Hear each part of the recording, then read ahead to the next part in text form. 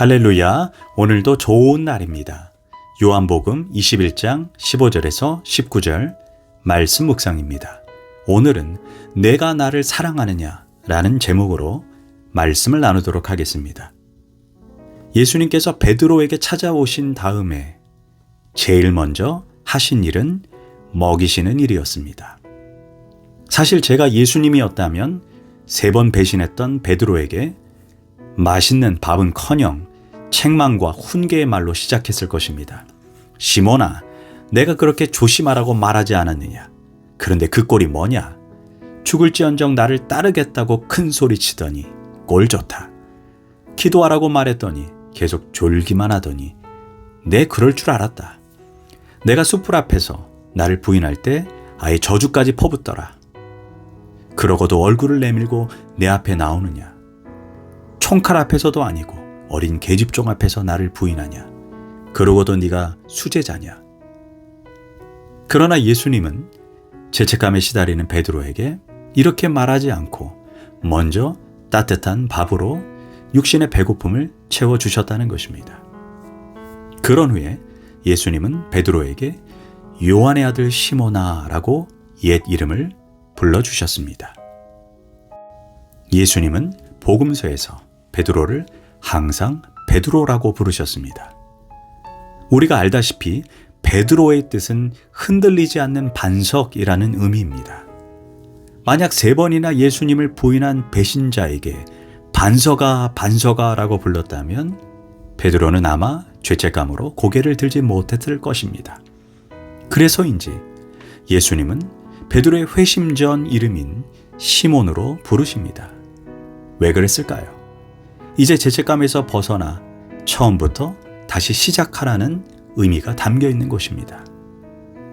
그런 후에 3번 사랑에 실패한 베드로에게 이제 3번이나 사랑을 고백할 기회를 주십니다. 그런데 여기에서 흥미로운 사실은 예수님께서 요한의 아들 시몬아, 내가 나를 더 사랑하느냐라고 3번을 묻는데 우리나라 성경은 다 똑같이 내가 나를 사랑하느냐라고 번역했지만 원어를 보면 그 사랑이라는 단어가 다르게 쓰이고 있습니다. 첫 번째, 두 번째 사랑이라는 표현이 헬라어로 아가페입니다.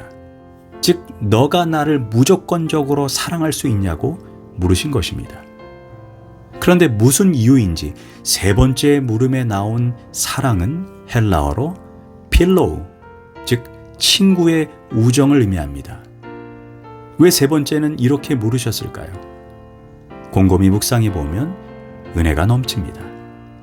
예수님은 베드로에게 처음 질문해서 내가 나를 아가페의 사랑으로 사랑할 수 있느냐라고 물었다면 예전의 베드로는 그는 조금도 망설임이 없이 당연하죠. 내가 예수님을 아가페로 사랑합니다라고 답했을 것입니다. 그러나 이제 베드로는 예수님이 자신과 함께하지 않으면 언제든지 계집종 앞에서도 부인할 수밖에 없는 연약한 존재라는 것을 깨달았던 것입니다. 그래서 그는 그 예수님의 물음에 베드로는 이렇게 답을 한 것입니다. 내가 주님을 사랑하는 줄을 주께서 아시나이다. 여기서 사랑은 아가페가 아닌 필로우, 즉 친구의 우정으로밖에 사랑할 수 없다라고 고백한 것입니다.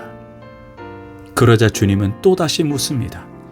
요한의 아들 시몬아, 너가 나를 아가페할 수 없느냐?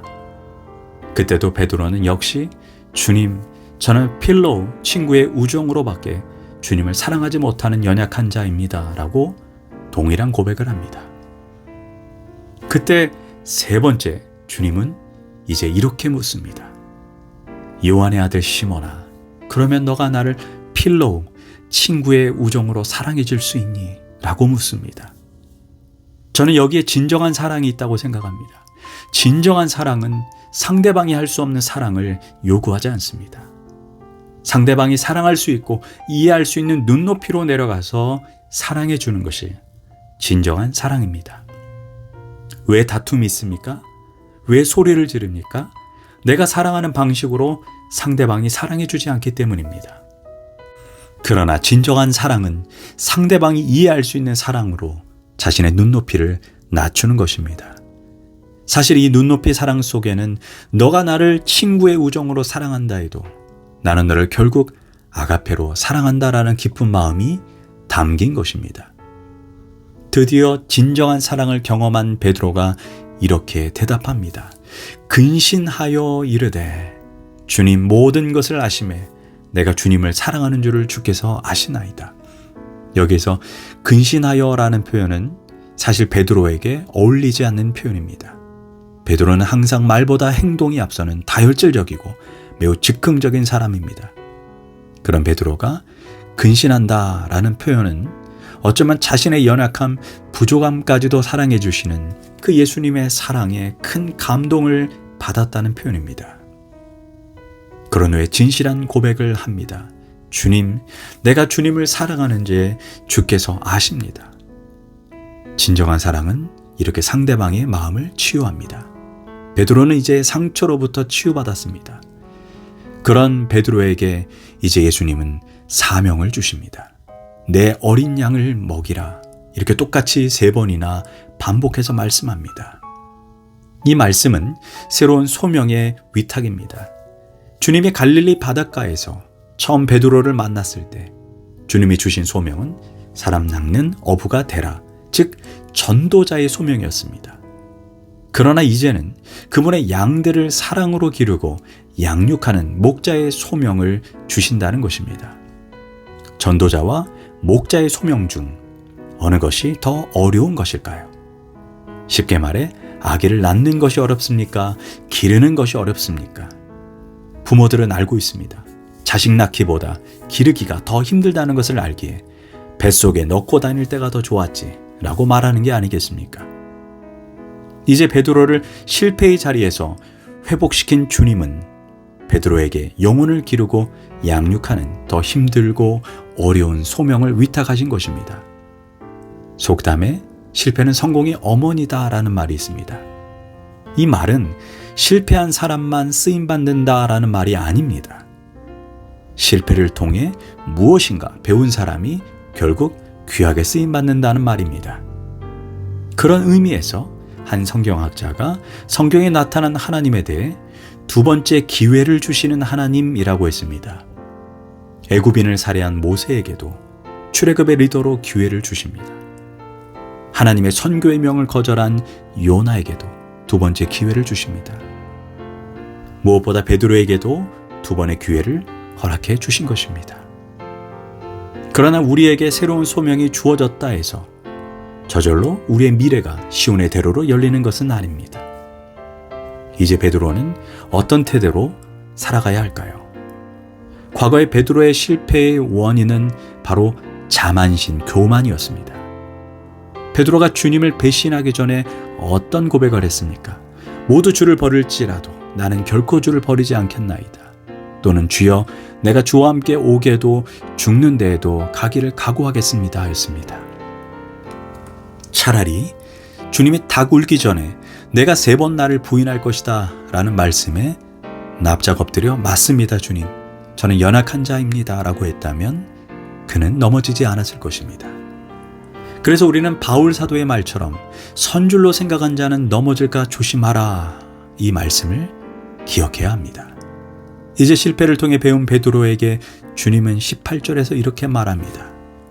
내가 젊어서는 스스로 띠띠고 원하는 곳으로 다녔거니와 늙어서는 내 팔을 벌리리니 남이 내게 띠를 띄우고 원하지 않는 곳으로 데려가리라. 여기에 2개의 단어인 젊어서와 늙어서를 주목해야 합니다. 우리 모두는 젊어서는 내 마음대로 내 인생을 살고픈 욕망에 지배를 받았습니다. 그러나 늙어서 받는 은혜가 있습니다.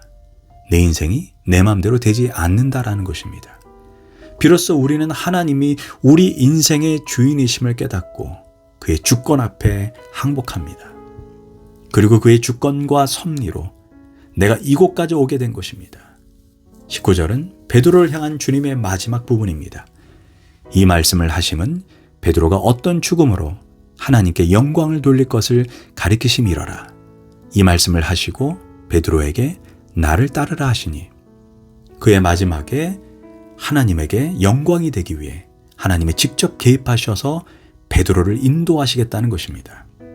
그러므로 이제 처음보다 더 겸손하게 나를 따르라는 것입니다. 큰 소리 말고 자만하지 말고 오직 말씀을 붙들고 나를 따르라는 소명입니다. 이 음성이 우리의 음성이 되기를 원합니다. 기도하겠습니다. 예수님, 당신은 나를 나보다 더 사랑하십니다. 그 사랑과 은혜로 인해 부족한 제가 여기에 서 있습니다. 주님의 은혜와 사랑을 보답하는 심정으로 주님 주신 사명에 충성하기를 원합니다. 예수님의 이름으로 기도합니다. 아멘.